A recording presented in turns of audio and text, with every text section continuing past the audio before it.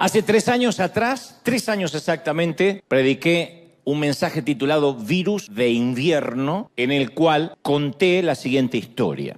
Aunque el mensaje era de otro tema, pero la historia bien lo amerita. Resulta que el 26 de diciembre de 2004 irrumpió debajo del Océano Índico el tercer terremoto más grande jamás registrado por el sismógrafo. Produjo el equivalente de energía de 23.000 bombas atómicas. Y al registrar una magnitud de 8.8 en la escala Richter, las ondas de choque produjeron un tsunami que medía más de 100 pies de altura.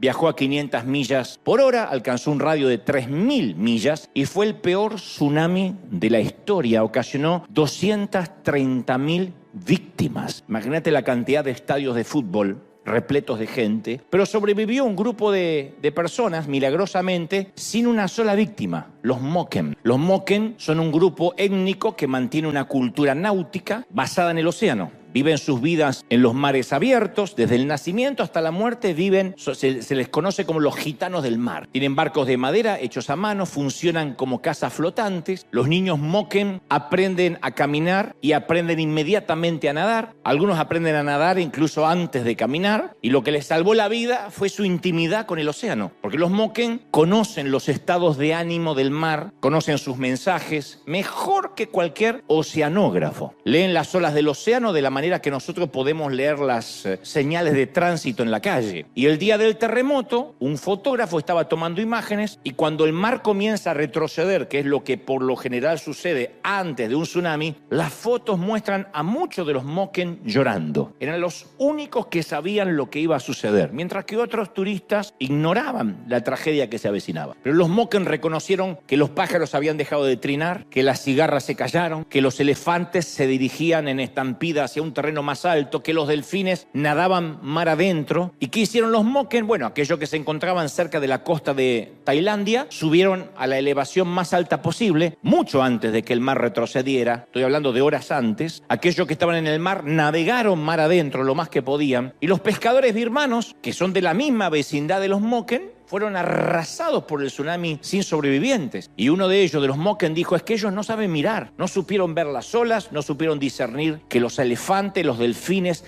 le estaban hablando a estos pescadores birmanos, pero tristemente ellos no supieron discernir las señales, ni supieron escuchar. Entonces los Moken vieron una pequeña ola que no les pareció normal. Eso, sumado a una antigua leyenda que se había transmitido de generación en generación, que decía que iba a llegar en cierto momento una ola que se come a la gente. De alguna forma percibieron que esta ola era esa ola que le habían hablado los antepasados. Entonces, como este pueblo marinero entiende el lenguaje del mar, los que no entendían se ahogaron, los que sí lo entendieron salvaron la vida. Y yo digo, creo que los cristianos deberíamos discernir de igual manera que los Moken el lenguaje de las temporadas a lo largo de nuestras vidas. Y el mensaje de hoy es para aquellos que alguna vez estuvimos a punto de rendirnos, de tirar la toalla en cualquier área de nuestras vidas, tan solo por no haber interpretado el dialecto de las temporadas que se avecinaban, por no haber interpretado que los tiempos que estábamos viviendo estaban cambiando. Yo creo que no hay peor tragedia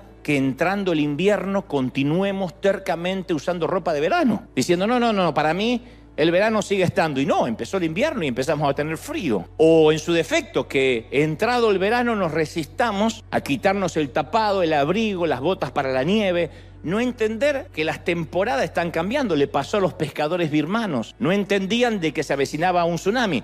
Los que eran vaqueanos, los que vivían al lado del océano, comprendieron este cambio de clima, este cambio de temporada. Y al no discernir nosotros en la vida que a veces estamos entrando en una temporada distinta, a veces estamos tentados a abandonar la fe, a solicitar una licencia, una baja por tiempo indeterminado en el ejército de Dios, abandonar nuestro servicio. Yo sé que todos ansiamos tener temporadas buenas. Todos queremos que sea un verano eterno. ¿Qué digo un verano? Una primavera eterna en nuestra vida. Pero las temporadas de enfermedad son las que nos ayudan a valorar las temporadas de salud. Así de tercos y torpes somos. Si no pasamos un tiempo de enfermedad, damos por sentado la salud. Cuando nos falta la salud decimos, ay, cómo valoraba cuando me sentía bien. Las temporadas de fracaso nos ayudan a valorar las del éxito. De otro modo, el éxito también puede ser una droga de que siempre queremos más y nada nos basta y nunca somos felices. Las temporadas de deuda nos ayudan a valorar las temporadas de abundancia. Decimos, ¿te acordás cuando estábamos endeudados y cuando debíamos tanto en la tarjeta y no sabíamos cómo íbamos a pagar? Si no pasamos por eso, cuando Dios nos da y nos da la provisión, solemos tomarlo y darlo por sentado. Los tiempos difíciles nos ayudan a valorar los buenos tiempos. Y aunque no nos guste, todos necesitamos una temporada una dosis, mejor dicho, de temporadas adversas. De cosas que no nos gustan tanto, de tsunamis que vienen de pronto. Hay veces que nos damos cuenta que esta ola que nos está pasando es esa ola ese tipo de ola que alguna vez sabíamos que iba a venir. Un tsunami, a veces vienen. En cuanto a la salud, en cuanto a las finanzas, en cuanto a las relaciones, a veces de pronto sin pronóstico, sin saber discernir los tiempos,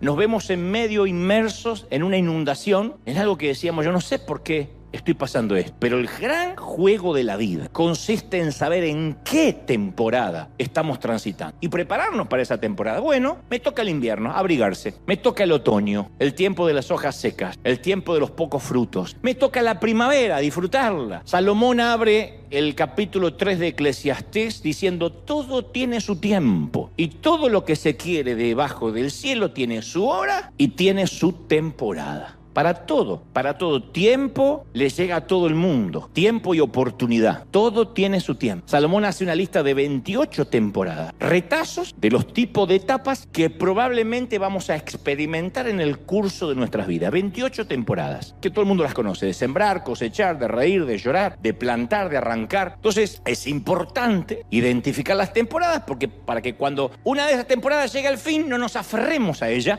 y digamos, salgamos con elegancia. Algunos tienen que decir, mi temporada de juventud terminó. Ya está. No puedo ser un viejo o una vieja que dé lástima. Ya está. Tengo que entrar a la etapa de la madurez. ¿Viste cuando alguien uno dice, pero este no quiere madurar? Y bueno, porque no sabe bajarse con elegancia de una temporada que ya está, ya pasó. Por eso vemos a gente de 50 haciendo TikTok, porque no entiende que terminó su temporada. A veces hay parejas que son absorbidas en el vórtice de una relación disfuncional. No son malas personas, pero no son el uno para el otro y son las peores versiones de sí mismos cuando están juntos y ninguno tiene el valor para terminar esa temporada y continúa en un noviazgo tóxico. Hay novios que son tóxicos y uno los ve, son tóxicos. Una chica que antes era maravillosa, simpática, hablaba por todo el mundo, ahora está gris, apagada, porque él le prohíbe hablar con todo el mundo, porque es un súper celoso y así es de novio, te imaginas de casado, lo que va a hacer. Y ninguno de los dos tiene el valor para decir, no, hay que terminar, esta temporada tiene que terminar. No sé por qué me metí, pero tiene que terminar. Otros no quieren entender que se terminó la temporada en un ministerio, en un empleo, porque tendemos a ver los cierres de temporada como algo negativo. Y no siempre es así, todo lo que empieza tiene que terminar. En algún momento, a veces hasta es una parte inevitable del crecimiento. Mami, tu hijo se tiene que ir en algún momento. Ya sé, tiene 42 añitos, no sabe emprender la vida, no se sabe lavar los calzones, pero en un momento hay que dejarlo, con calzones sucios y todo, que haga su vida. Es parte de la vida soltar. Tenemos que soltar. Los padres nos cuesta soltar, pero tenemos que soltar como nos soltaron a nosotros, ¿no? Ese es el cierre de una temporada maravillosa que terminó. Y algunas veces la renuncia a una temporada que ya terminó es la opción más inteligente que podemos elegir. Decir, bueno, esto ya terminó. Fue un tiempo maravilloso, lo disfruté o no, pero terminó. Y la mayoría de las veces la renuncia no es la opción que el corazón prefiere elegir. Entonces queremos seguir adelante, somos tercos porque decimos que invertí mucho en esto. La cantidad de gente que hay congregándose en una iglesia donde no recibe palabra, donde no hay pan en la casa del pan, donde se están aburriendo, bostezando y dicen, no, yo no me voy acá porque yo puse ese ladrillo. Agarrá el ladrillo y mandate mudar.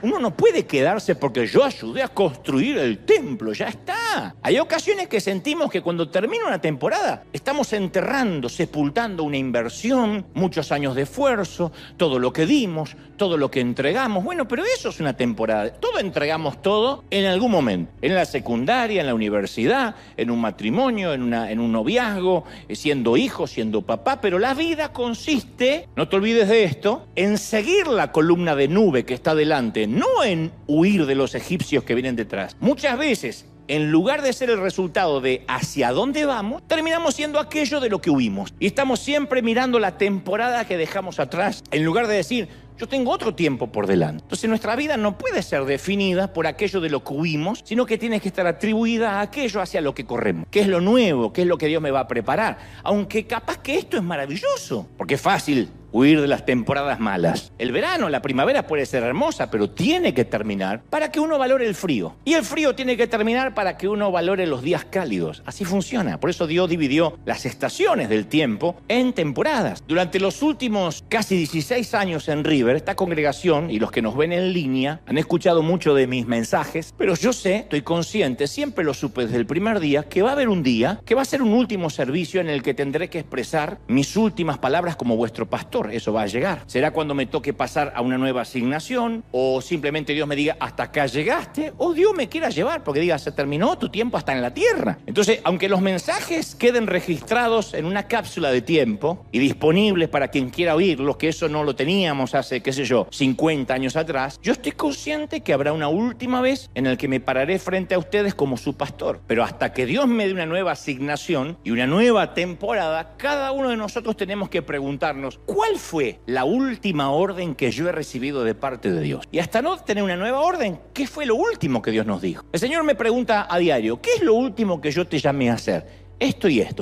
es lo que estoy haciendo. ¿Cuál es la última orden que te asigné? Dice Dios. Y a veces decimos, Señor, dame tiempos nuevos, dame órdenes nuevas, dime a dónde tengo que ir ahora. Y Dios dice, ¿qué es lo último que te encargué? De manera que te voy a pedir la fidelidad por eso que te encargué. Hay una anécdota que dice que el general San Martín le dio órdenes a su cabo que no dejara pasar absolutamente nadie al polvorín del regimiento con botas erradas y espuelas, hasta que un día el propio San Martín quiso pasar al regimiento con las botas puestas. Y el cabo le dijo, lo siento, o se quita las botas o no lo puedo dejar entrar. Parece que era de River este. Son sus órdenes, señor. Y San Martín le dice, ¿pero está consciente que fui yo el que le dio esa orden? Por supuesto, señor. Cámbieme la última orden recibida y con todo gusto lo dejo pasar. Y a mí me gusta esa filosofía en todas las temporadas de nuestra vida. Me gusta ese axioma, ese tótem. Me gusta ese proverbio de permanezco donde estoy, obedeciendo la última orden asignada hasta tanto me otorguen una nueva asignación. Eso es la vida, el poder del enfoque. Esto es lo que Dios me mandó a hacer. Ahora soy mamá. No puedo preocuparme por cuando voy a ser abuela. Ahora me toca ser papá. Ya veré más adelante lo que soy cuando me retire, cuando mis hijos me traigan nietos. Ahora me toca ser abuelo. No puedo estar pensando el día que me muera.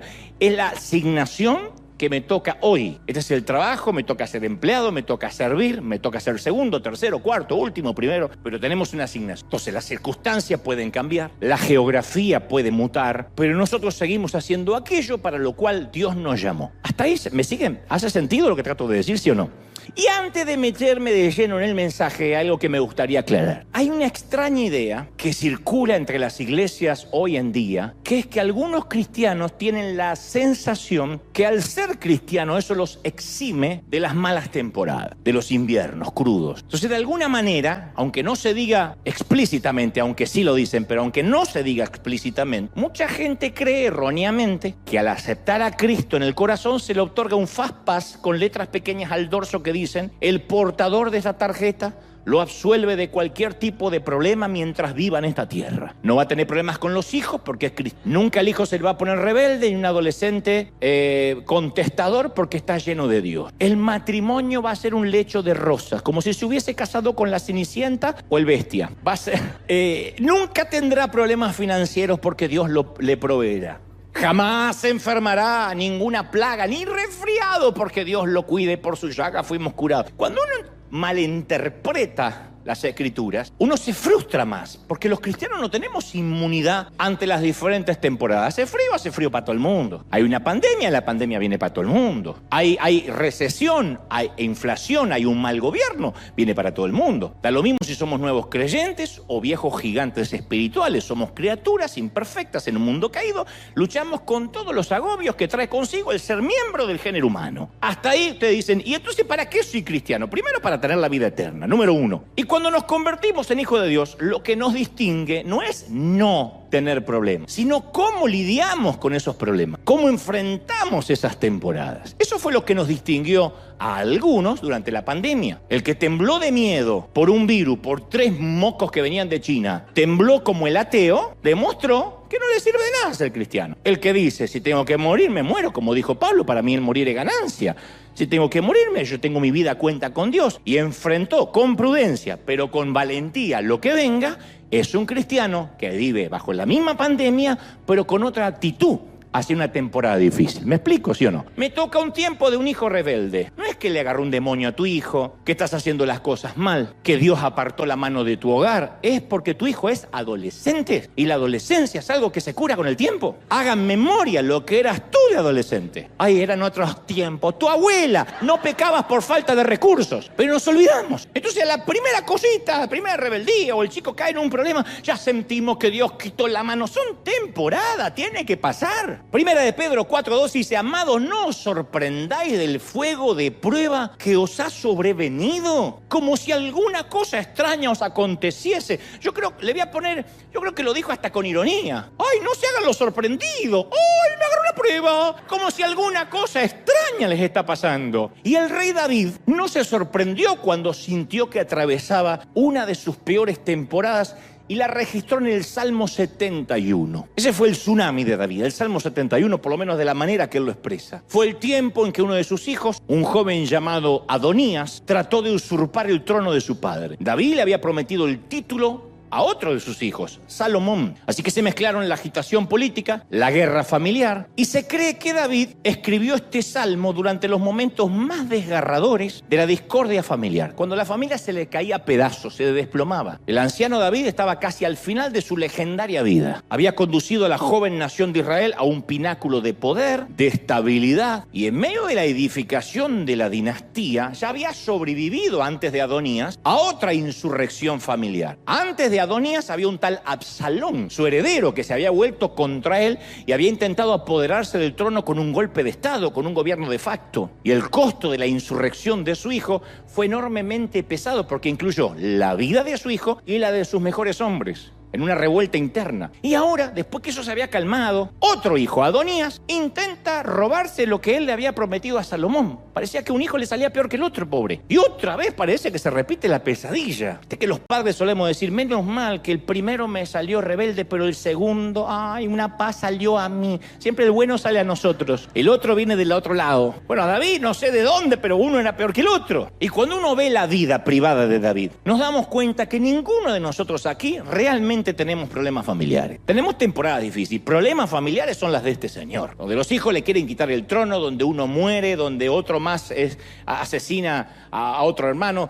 Es realmente una tragedia familiar. Y el avejentado corazón de David estaba cargado con una tristeza profunda como hoy muchos. Y él se hace la misma pregunta que hoy muchos quizás están haciendo. Señor, te he servido tanto tiempo. ¿Por qué ahora tengo que vivir esto? No entiendo. David sabía que había cometido muchos errores en su juventud, pero aún así este era un precio muy alto. Y el Salmo 71 es una joya increíble de las Escrituras, porque no es muy largo, tiene apenas 24 versículos que después pueden ver en casa. Salmo 71 tiene 24 versículos.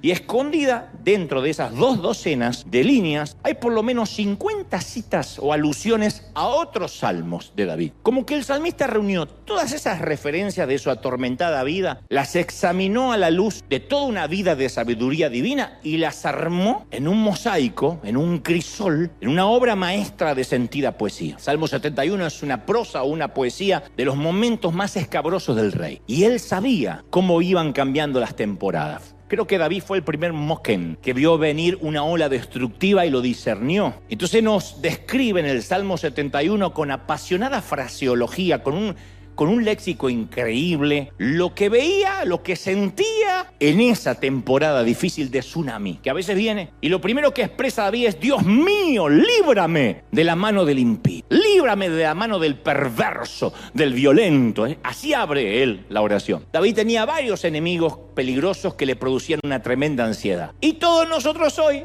aunque no somos un rey, no somos monarca, no somos guerreros, tenemos enemigos con los cuales luchar. Quizás no nos persigue como a David un filisteo, pero alguien puede que esté disgustado con nosotros o solamente le caemos gordo. Hay gente que le caemos mal. Dicen que uno le cae bien a la mayoría de la gente y a la minoría de la gente le cae mal, o a veces es exactamente al revés, a veces es 50-50, pero uno no le puede caer bien a todo el mundo. Ni Dios puede caerle bien a todo el mundo. Mientras que hay gente que lo alaba y otra gente que lo maldice. Y yo sé que todos los que estamos aquí hay gente que no nos soporta, pero no por lo que hacemos, no nos soporta ver. Y por tu salud mental tienes que decir: hay gente que no me soporta. Ni que respires, ni que estés. Hay gente que hace y te dice: ¿y por qué? ¿Y por qué sucede? Y de repente, como están contrariados contra Dios y como ven tu bendición, centran en ti todo el calor de su frustración. ¿Y por qué esa y por qué yo no? Y te pueden detestar por el cuerpo porque todavía tienes tantos años y conservas el cuerpo de hace 10 años atrás, y a ella le pasó un camión por arriba, o detesta que te hayas venido a Estados Unidos y que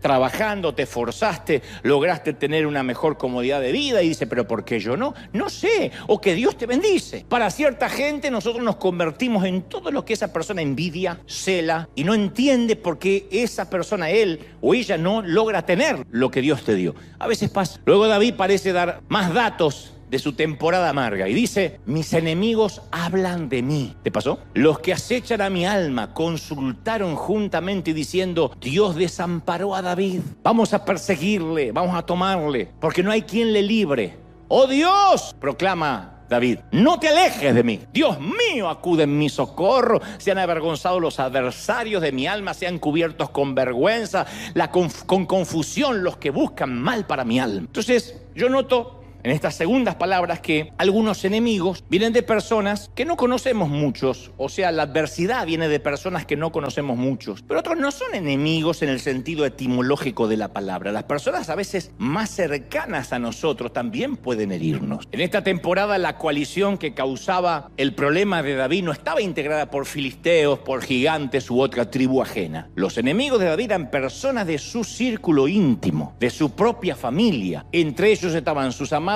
hijos Absalón y Adonías. Además había otra hija que no le hablaba, seguramente. Tenía muchos problemas familiares. Y estos dos hijos, Adonías y Absalón, trataron de usurpar el trono. Entonces a veces la herida más profunda la causa quien está más cerca. Ninguna herida es tan dolorosa como la que nos hace alguien a quien amamos, en quien confiamos. Una casa dividida contra sí mismo es una prueba terrible. Y yo sé que muchos están llegando a fin de año viviendo esa temporada. Un invierno que no esperaban. Llegar a casa y que no te hablen, o que te hablen mal, o hijos que se meten en la habitación y te ignoran todo el día, o estás con alguien que solo cruzas información y no puedes abrir tu corazón y estás viviendo un tiempo difícil, álgido, y dices: yo no sé por qué estoy viviendo esto. Bueno, David lo expresa en este tsunami que no sabemos si lo vio venir, pero al menos lo sintió. Y luego finalmente David le habla a Dios de una manera descarnada, sincera. Le dice: Señor, tú has hecho grandes cosas. ¿Quién como tú, oh Dios? Pero tú también me has hecho ver muchas angustias, ¿eh? Tú también me has hecho ver muchos males. Suena como un pase de facturas a Dios. Pero David está diciendo que las temporadas difíciles pueden venir de enemigos, de gente cercana, pero también pueden provenir de la misma usina de Dios. Esto es algo que cuando lo pensamos como hijo nos cuesta entenderlo. Cuando lo pensamos como padre lo comprendemos más. Hay ocasiones que los padres tenemos que permitir cosas en nuestros hijos que podríamos evitar. La mamá que le evita o pretende evitar, o el papá que le pretende evitar todo el dolor a su hijo, va a criar, valga la redundancia, un mal criado o un mal aprendido. Va a crear un mocoso o una mocosa que cualquier frustración van a hacer un escándalo porque el papá y la mamá quisieron que nunca tengan ningún problema. Uno como papi trata de evitarles los problemas cuando son chiquitos. Hay un momento, como decía recién, que hay que dejarlo. Si bien daríamos lo que sea para evitarles cualquier tipo de dolor, si realmente los amamos, a veces tenemos que permitirles que se den sus propios golpes. Estoy hablando en términos metafóricos. Nadie me dice amén. Igual yo sé que es la verdad. Tienen que golpearse solo. Yo no sería el hombre que soy si mis padres no me hubiesen soltado para que yo me golpeara solo. Yo siempre doy gracias que no fui un nene de mamá. Soy un afortunado por todo lo que Dios me permitió lograr gracias a que mi papá no corría cuando yo me lastimaba una rodilla. ¡Ay, hijo, te llevamos al hospital! Como los padres modernos de ahora, que se le atraviesa un gas y lo llevamos a la clínica a ver qué le pasa. En nuestros tiempos nos hicieron gente fuerte. Entonces hay golpes y temporadas difíciles que enseñan cosas. Y esas cosas que se aprenden a los golpes no la pueden enseñar las palabras más sabias de los padres. Yo sé que quisiéramos evitar dolor, pero no se puede. Algunas cosas no se aprenden ni con sermones paternos, ni con consejos maternos, sino a costa de dedos quemados y rodillas despellejadas. ¿O no? Si no, no diríamos quema. Ok, nunca lo voy a probar. El nene va y prueba. Pero si nos pasa de adultos, basta que el camarero diga, señor, este plato está caliente. ¿Qué hacemos nosotros? A ver, ¡uy, sí! Sí dijo que estaba caliente. Pero así son los chiquitos. Le decimos y hasta que no lo prueban. Entonces David dice, tú me has hecho ver muchos males. Me tuviste que enseñar a los golpes. Y como digo siempre, Dios permite ciertos trancazos dentro de un ambiente divinamente controlado. No es que Dios da la vuelta y te dice que te golpees. Él está mirando, observando. En las temporadas difíciles, Él está mirando nuestros trancazos porque es un ambiente controlado. Dios sabe que hay temporadas en que sus hijos van a salir más maduros, vamos a salir más maduros, más sabios, pero tenemos que atravesarlo. El Salmo 71:7 continúa diciendo, como prodigio, dice David, como ejemplo, yo he sido a muchos y tú eres mi refugio fuerte. Yo digo, ¿de qué hablaba David cuando se refería a esta temporada, a este tsunami? David era una figura pública. Sabía que todo el mundo estaba observando lo que él hacía. Los líderes cristianos sabemos mucho de esto, aún los que preservamos bajo 7 llaves la vida privada. Yo siempre digo, la vida privada es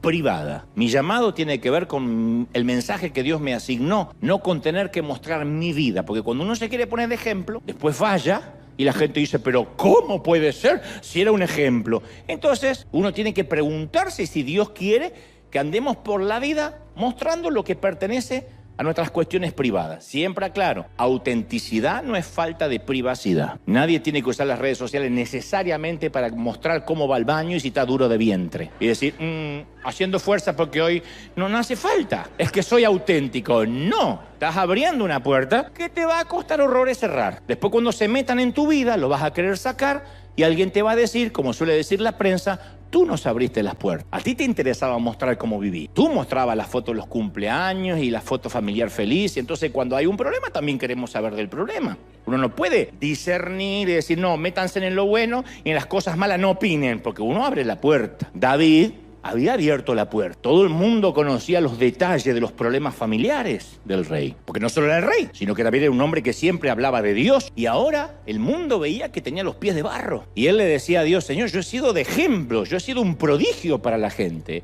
He sido un prodigio para muchos. Son las palabras, las frases que utiliza. Ahora lo que quiero es esconderme en tu refugio. Y esta palabra va para muchos que sienten que ya no quieren la opinión de nadie. Lo único que quieren es esconderse. Como decía David, quien me diera alas me mandaría a mudar lejos. Hay gente que dice, basta, estoy harto de la opinión de la gente. Quiero esconderme en el Señor y que solo me importe la opinión de Él. David reconoció los límites de su sabiduría y estaba dolorosamente consciente de sus limitaciones, de sus debilidades y se lo expresa al Señor. Dice, Señor, yo he sido un ejemplo, pero hoy solo quiero refugiarme en ti. Acto seguido David dice, líbrame en tu justicia, inclina tu oído, sálvame.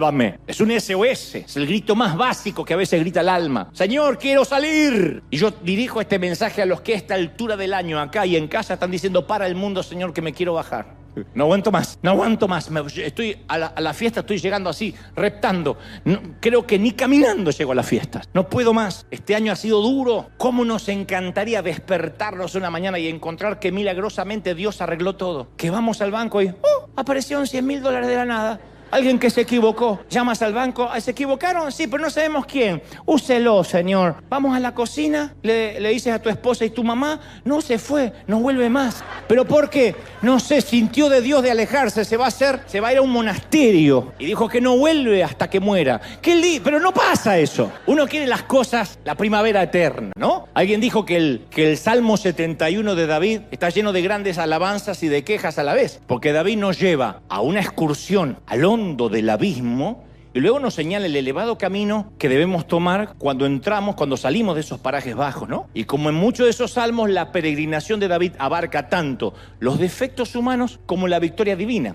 Porque todas los salmos de David es poesía descarnada. Él nunca va a ponerle filtros a su Instagram. Nunca. Él es como es. Y confiesa que necesita a Dios, que está asustado, que tiene miedo. También confiesa que le cree a Dios todo y es valiente. Y esto no es un tema menor, porque a nosotros se nos ha predicado por mucho tiempo el tener un pensamiento positivo. Sé cristiano por 3 o 4 años y vas a escuchar algún sermón de pensamiento positivo. Y nos aseguran que si uno practica el pensamiento o la confesión positiva, no van a empezar a pasar cosas positivas. Hasta los ateos dicen esto. Dicen, yo confieso que me va a ir bien, y creen que por eso les va a ir bien. Hay libros enteros acerca del pensamiento positivo. Lo malo es que la vida no siempre es positiva. A veces las cosas salen mal, muy mal, ¿o no? Tampoco me dicen amén, no me importa, yo sé que las cosas salen mal. Y si nuestra mente está conformada para ser inexorablemente positivo y que todo va a ser positivo, va a llegar el momento que vamos a estar viviendo en un mundo imaginario. No somos Barbies. A mí me gusta ser positivo. Me considero un tipo positivo. Lo creo, pero hay algo que también creo, que si uno no tiene un punto de vista realista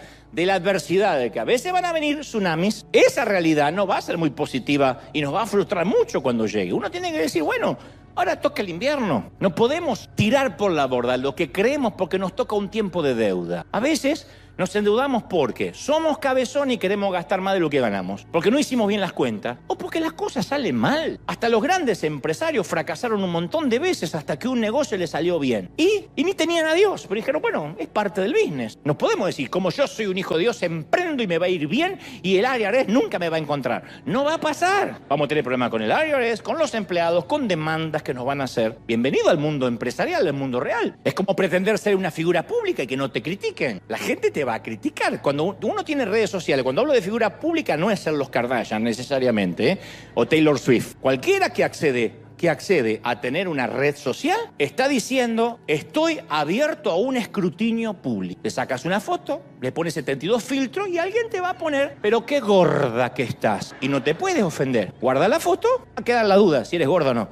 Pero cuando pones la foto no hay duda. Alguien, a mí me pone todo el tiempo, pero esto y lo otro, que vive de los diezmos, que es un sinvergüenza, pero si yo me estoy exponiendo, la gente que está allí merodeando, no haciendo nada, con su trasero sentado en una silla, dice, o en el peor de los casos en el celular, y opina.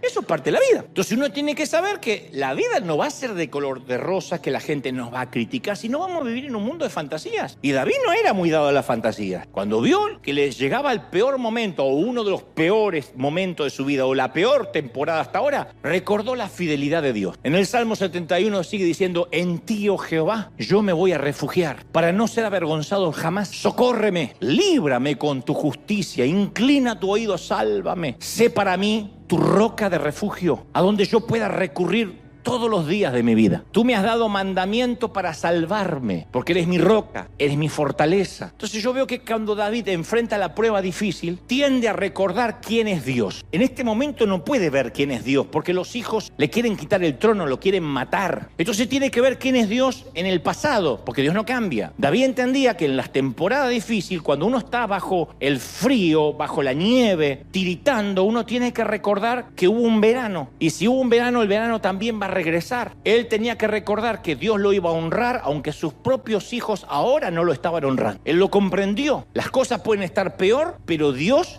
nunca cambia. Lo que cambia son las temporadas. Dios sigue siendo igual.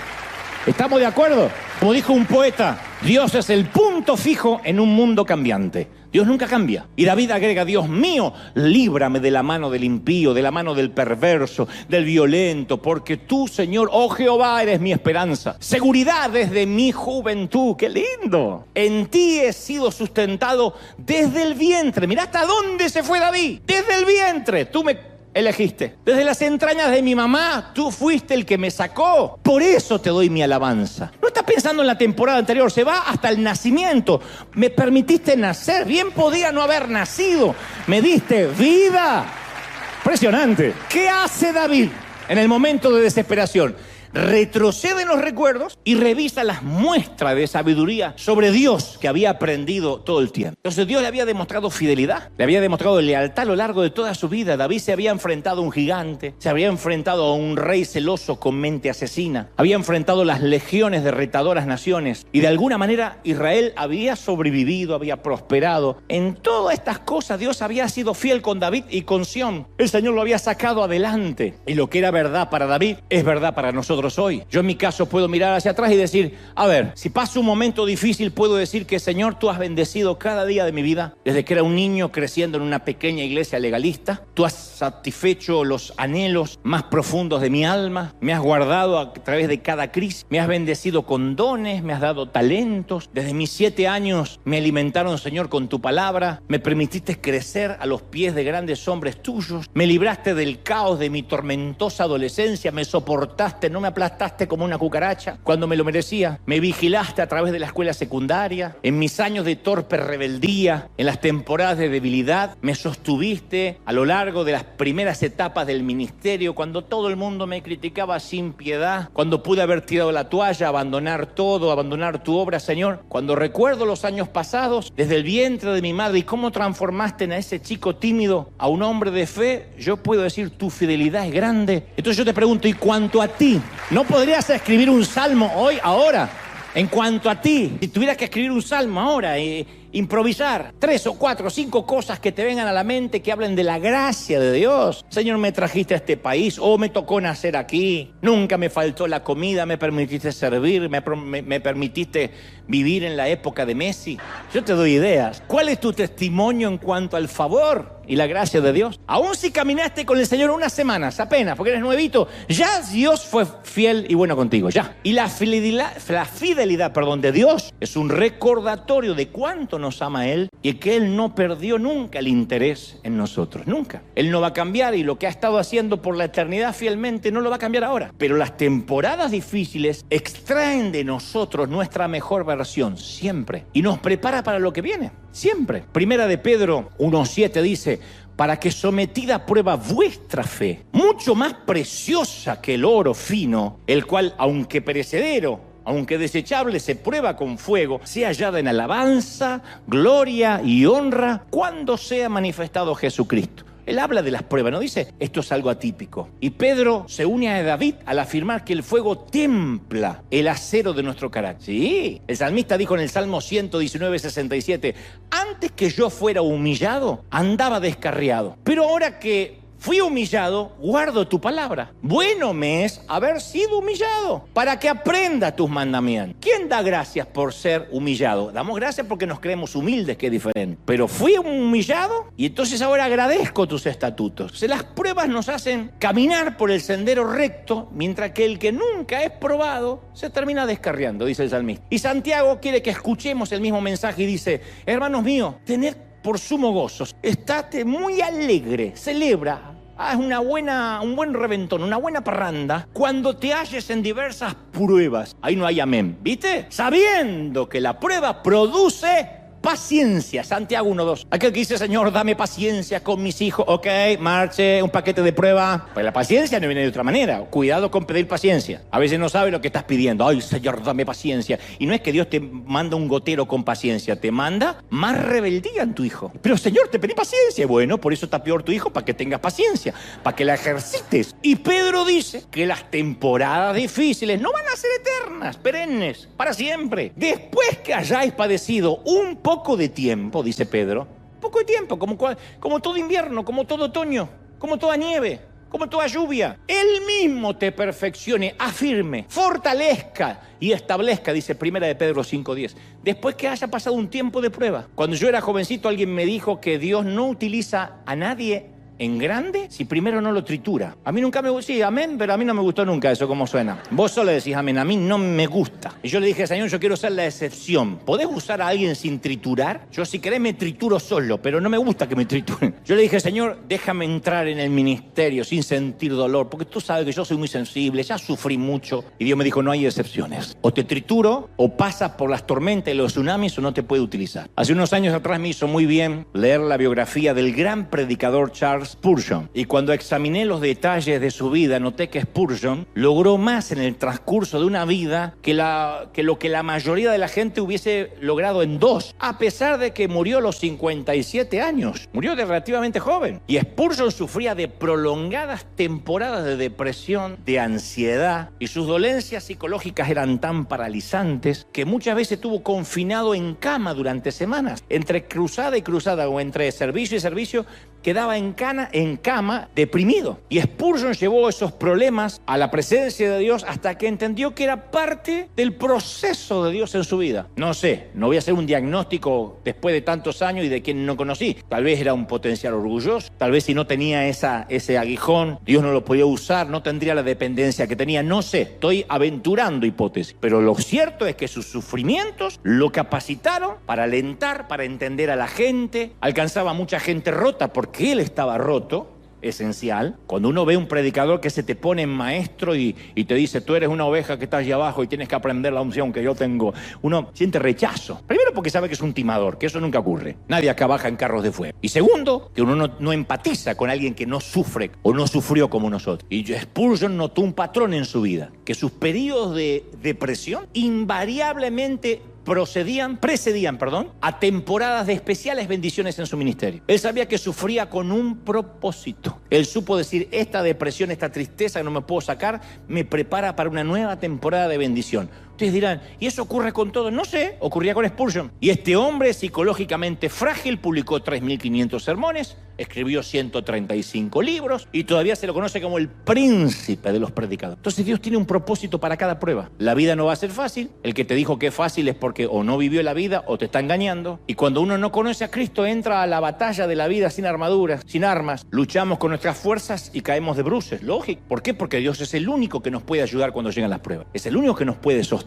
Y Él dice, vamos a pasar una tormenta, mijo. Agárrate del mástil y vamos a soportar juntos. Pero finalmente aquí en el Salmo 71 es donde encontramos el milagro central de lo que nos quiere decir David. Ahora es el momento que nos tendríamos que quitar los zapatos y decir, opa, estamos pisando tierra santa. Cuando leemos esta parte del Salmo 71. David derrama su corazón ante Dios, te dije, por los atroces problemas familiares que lo asedian, un tsunami que no vio venir. Ojalá hubiese sido como los Moken, de haberse escapado a tierras altas o bogar mar adentro. Y él clama a Dios porque está dolido, punto. Para nosotros capaz que una temporada así sería capaz de enojarnos con Dios, abandonar la iglesia. ¿Cómo puedes? Yo diezmo, siembro, voy a la iglesia y mi hijo cayó en las drogas, o dejó embarazada a alguien, o mi hija se embarazó, o no me hablan, o sé que se metió en la delincuencia. Algo similar es lo que vive David. 2 tipos, tiene 2 hijos, ya van 2, que lo odian, lo quieren matar, van a por su vida y a por el trono. Y en medio de las heridas y el sufrimiento, la oración de David está llena de adoración y alabanza. En un momento dice, de ti, aunque no entiendo lo que me pasa, será mi alabanza. Sea llena mi boca de alabanza, dice David. Luego dice, mas yo voy a esperar siempre y mientras te alabaré más y más. Siguen los problemas, los hijos están peor. Pero dice, mi boca publicará tu justicia y los hechos de tu salvación todo el día, aunque tenga que acordarme cómo fuiste de bendición en el pasado. Y yo te alabaré con instrumento de salterio, te tocaré el arpa, cantaré a ti con el arpa. Oh Dios santo de Israel, mis labios se alegrarán cuando cante a ti, mi alma la cual redimiste. Mi lengua hablará de tu justicia todo el día, porque yo los voy a ver avergonzados a los que vienen contra mí, serán confundidos los que mi mal procuraban. Esto es lo que distingue, que te decía al inicio del mensaje, al cristiano verdadero, no el no tener problemas. Esto es lo que hace que un cristiano que en una familia destrozada, junto a los escombros de una vida arruinada por las deudas, ante la trágica pérdida de un ser querido en el cementerio, una voz quebrada por las lágrimas se eleva hacia el cielo con adoración. En las crueldades obscenas de un campo de prisioneros, en una nación totalitaria donde encarcelan a la gente de Dios, en una vida sin salud, sin promesa de recuperarse, en la que la muerte es la única certidumbre, de alguna manera contra viento y marea, el cristiano canta en la oscuridad, canta. Eso es lo que David hacía, cantaba bajo la prueba. El Salmo 71 primero expresa lo que siente porque lo siente y después canta bajo la prueba. No antes de entrar en la prueba, no al salir de la prueba, durante ella, canta. Se suponía que tenía que implorar favores, pero él decía, solo quiero darte adoración. Él decía, solo he venido para darte adoración. Como te decía, yo no sé cuándo Dios va a cambiar mi asignación y tampoco sé si lo va a hacer. Pero hasta tanto Dios me dé una nueva orden, yo me apropio de las palabras del mismo David con las cuales termina el magnífico Salmo 71. Bueno, casi lo termina, 71, 18. Dice, aún en la vejez y en las canas no me desampares, hasta que anuncie tu poder a la posteridad y tu potencia a todos los que han de venir. Yo tomé el versículo de David como mis últimas órdenes de marcha, a menos que él me diga otra cosa. Declarar la potencia a todas las generaciones que puedan y quieran oírme mientras yo esté vivo en este planeta. Quiero adorar su nombre, quiero proclamar su poder no solo a esta generación, sino a los nietos. Quiero cantar bajo la prueba y enseñar a cantar a quien me quiera escuchar. Y quiero dejar esto grabado en la cápsula de tiempo, junto con otros miles de mensajes para cuando yo ya no esté aquí. Porque yo me habré ido, pero la palabra continuará viva. Y yo seguiré adorando a Dios, solo que del otro lado del sol. Mientras tanto, mientras que estemos de este lado del sol, te invito a cantar junto conmigo bajo la prueba. Juntos. Vamos a celebrar al Rey de Reyes, al Señor de Señores.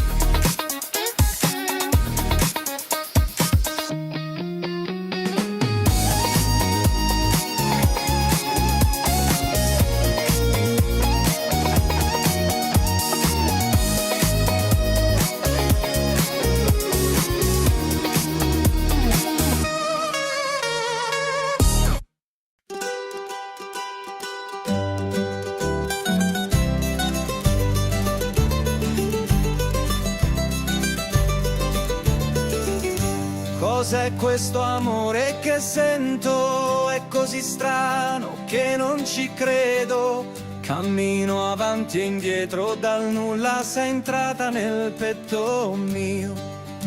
Ogni passo mi porta a te, ogni sguardo mi brucia dentro. Sei un sogno che non va via e io non so più che fare. Corri che l'amore mi sfugge, prendilo tra le tue mani, fermati, lo sento nel cuore. Scappiamo via insieme a questo amore. Corri, corri, che scappa l'amore mio. Stringilo, tienilo, che vola via se non lo sai.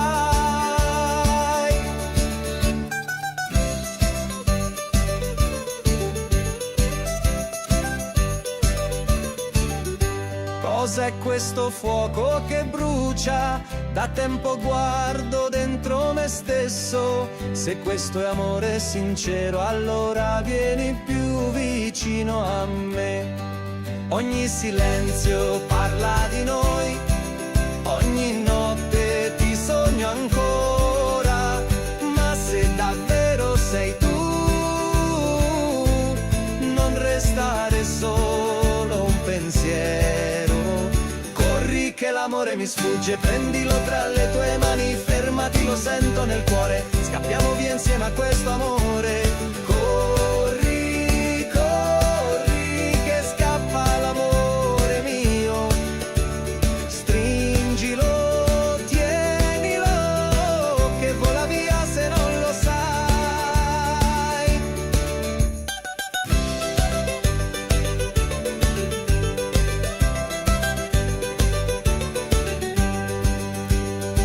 E se domani non ci vediamo, porta con te quello che siamo nel mio cuore. Hai già un posto, non lasciarlo mai più vuoto. Corri che l'amore mi sfugge, prendilo tra le tue mani, fermati, lo sento nel cuore, scappiamo via insieme a questo amore. Corri amore che il tempo ci guarda, fermati adesso o l'amore ci scappa.